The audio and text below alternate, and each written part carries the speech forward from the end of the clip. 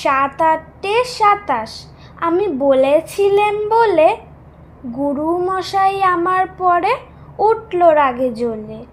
মা গো, তুমি 5 পয়সায় এবার রথের দিনে সেই যে রঙিন পুতুলখানি আপনি দিলে কিনে। খাতার নিচে ছিল ঢাকা, দেখালো এক ছেলে, গুরু মশাই রেগে মেগে ভেঙে দিলেন ফেলে।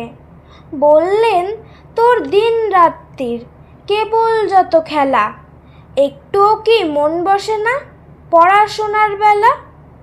মা গো, আমি জানাই কাকে, ওর কি গুরু আছে? আমি যদি নালিশ করি এক্ষুনি তার কাছে। কোনো রকম খেলার পুতুল নেই কি মা ওর ঘরে? সত্যি কি ওর একটুও মন নেই পুতুলের পরে? সকাল সাজে তাদের নিয়ে করতে গিয়ে খেলা, কোনো পড়াই করেননি কি কোনো রকম হেলা?